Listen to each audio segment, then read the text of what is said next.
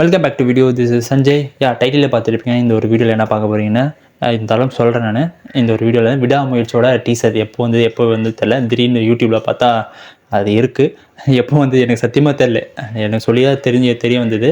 அதனால் அந்த ஒரு விடாமுயற்சியோட டீசரை ரியாக்ட் பண்ணி அது எப்படிக்கு படம் எந்த மாதிரி வரப்போகுது, என்ன மாதிரி கதை இருக்க போகுது, நல்லா இருக்குமா நல்லா இருக்காதான்னு, படம் எப்படி வரப்போகுதுன்னு இந்த ஒரு வீடியோவில் வந்து பார்ப்போம். ஆக்சுவலாக வந்து ரொம்ப லேட் தான் இந்த வீடியோ ரெக்கார்ட் பண்ணுது. ஆக்சுவலாக வந்து நான் சொர்க்கவாசியில் அந்த படம் பார்த்துட்டு அதை பற்றி வீடியோ பண்ண நினச்சிருந்தேன். ஆனால் அந்த படம் வந்து எனக்கு எதுவும் சரிப்பட்டு வர மாதிரி தோணுது. ஆக்சுவலாகவே ஆர்ஜே பாலாஜி அந்த படம் வந்து டீசர் நான் சொல்லிடுறேன். ஆர்ஜே பாலாஜி நியூ ஃபேஸாக காட்டுறாங்க. அதெல்லாம் வந்து நல்லாவே இருந்தது.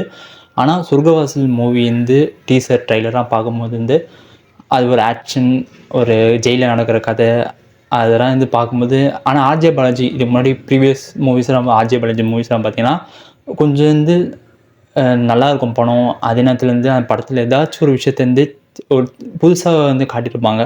ஆனால் இந்த சொர்க்கவாசல் பார்த்திங்கன்னா எதுவும் நியூ ஃபேஸ் ஆர்ஜே பாலாஜி இருந்தாலும் எதுவும் வந்து ஒரு கமர்ஷியலாக ஒரு ஆக்ஷன் ஃபிலிமாக இருக்க மாதிரி தான் இருக்குது. ஒரு ஜென்ரல் ஆடியன்ஸுக்கு எப்படி எடுப்பாங்களோ அது மட்டும் தான் இருக்க மாதிரி தான் இருக்குது எனக்கு. அண்ட் ஐ கெஸ் நிறைய பேருக்கு இந்த விஷயம் உங்களுக்கு தெரியுமா தெரில. அஜித்குமாரே ஒரு விஷயம் சொன்னாலே அதுக்குன்னு தனி மார்க்கெட் இருக்குது. ஆனால் இந்த டீசர் ட்ரைலர் விடும்போது அது 2 நாள் முன்னாடியே தெரிஞ்சிடும். இந்த மாதிரி டீசர் ட்ரைலர் விட போகிறாங்க, எல்லாம் 6 மணிக்கு மேலே விட போகிறாங்க அப்படி தெரிஞ்சிடும். ஆனால் இந்த விடாமுயற்சி டீசர் எந்த தைரியத்தில் விட்டாங்க தெரியல, எப்போ விட்டாங்க தெரியல. அதெல்லாம் விட்டால் பார்த்துப்பாங்க அப்படின்னு சொல்லிட்டு விட்டுருக்காங்க.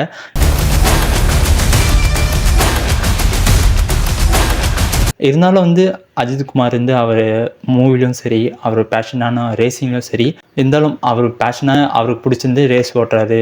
ஃபேன்ஸுக்கு என்ன மூவிஸ்லாம் தேவையோ அதுக்கும் வந்து செப்பரேட்டாக டைம் ஒதுக்கி அதுக்கும் எஃபர்ட் போட்டு வந்து பேக் டு பேக் மூவிஸ் வந்துட்டே இருக்குது. விடாமுயற்சி வரப்போகுது, நம்ம குட் பேட் அக்லி வரப்போகுது. இது மாதிரி வந்து கண்டிப்பாக வீடியோ வந்துட்டு ஆகும். இந்த விடாமுயற்சி வந்து பொங்கலுக்கு வருது. ஓகே, ரொம்ப பேசாமல் ரியாக்ஷனோட டீசர் எப்படி இருக்குன்னு ரியாக்ஷன் ஃபஸ்ட்டு பார்த்துலாம். அதுக்கப்புறம் என்ன மாதிரி படம், என்ன கதை இருக்க போகுதுன்னு ஓகே ஸ்டார்ட் பண்ணிடலாமா? 3, 2, 1 யா லைக் கமெண்ட்ஸ் தான் படித்தேன். நிறைய பேர் இந்த ஹாலிவுட் போட்டிருந்தாங்க. எஸ், ஹாலிவுட் மாதிரி தான் இருக்க ஃபஸ்ட்டு சீன். ட்ரங்க் ஓப்பன் பண்ணுது, டொரண்டோ ஞாபகம் வருது. ஓகே, அர்ஜுன்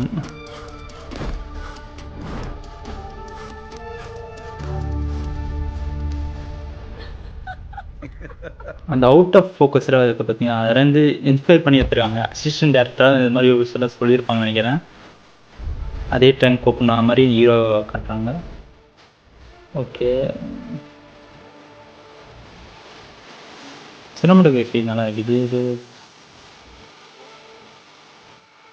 ஓகே,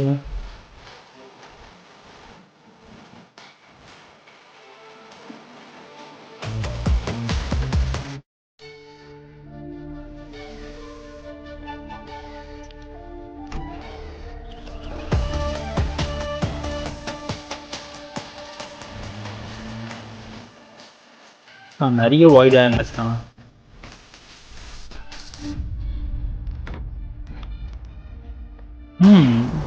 பார்த்தீங்கன்னா அது ரிஃப்ளெக்ஷன் ஷாட்ஸ்.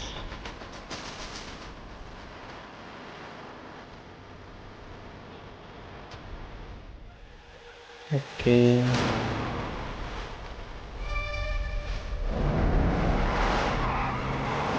அந்த car scene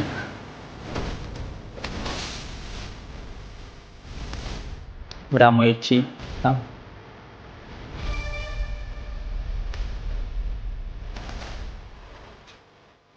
Pongal. Okay, first of all வந்து எதுலேருந்து ஆரம்பிக்கலாம்? ஸ்டோரியிலேருந்து ஆரம்பிக்கலாமா? ஸ்டோரி யூஸ்வலாக வந்து டீசர் பார்த்தா என்ன தெரியும்னா, ஜென்ரலாக நீங்கள் பார்க்கும்போது வந்து ஓகே ஒருத்தரை கத்துறாங்க, அது கத்துறது யாருன்னு கண்டுபிடிக்க வந்து அஜித்குமார் வந்து கண்டுபிடிக்க போகிறாரு, அதை இல்லைங்க காட்ட போகிறாங்க அப்படின்னு. அந்த கடத்துந்து யார் பார்த்தீங்கன்னா வில்லன் கேங் கடத்துறாங்க, ட்ரங்க் போட்டியில் வைக்கிறாங்க.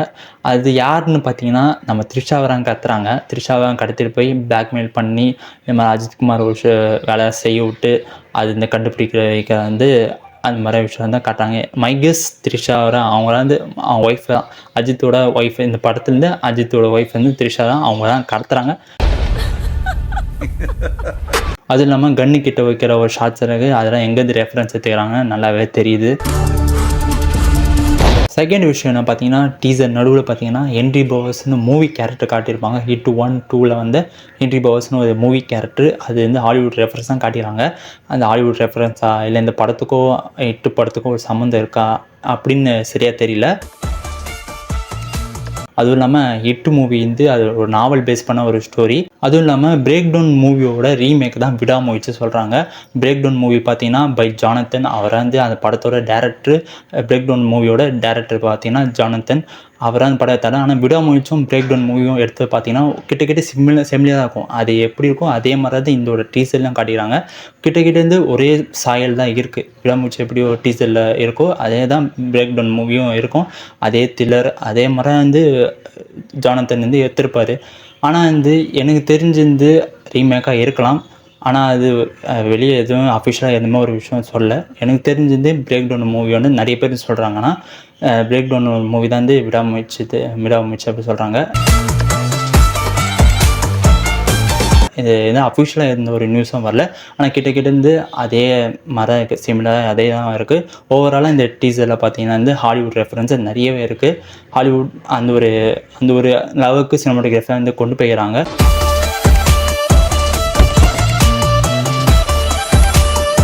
அதுக்கப்புறம் பார்த்தீங்கன்னா இந்த படத்தோட டேரக்டர் மகிழ் திருமணி. அவரோட படத்தை பார்த்தீங்கன்னா அவர் வந்து ஸ்க்ரீன் ரைட்டர் அதுக்கப்புறம் டேரக்டரும் கூட.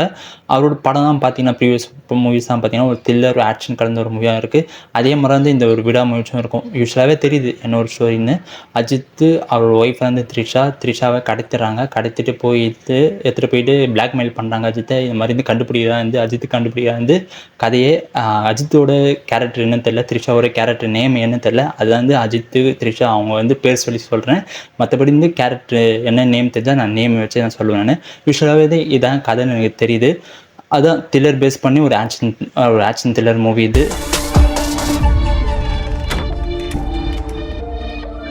ஓகே, நிறைய பேர் அந்த கார் சீன் பார்த்துருப்பீங்க. அந்த கார் சீன் வந்து மேக்கிங் வீடியோவில் ஒரு விஷயம் வந்துடல, கார் ஆக்சிடெண்ட் ஆகி வீடியோவில் ஒரு வீடியோ வந்து நிறையா வந்து பாப்புலராக இருந்தது. அப்போ வந்து ரொம்ப வந்து இந்த விடாமுயற்சி ஷூட்டிங்லேருந்து இது மாதிரி நடந்தது அப்படின்னு.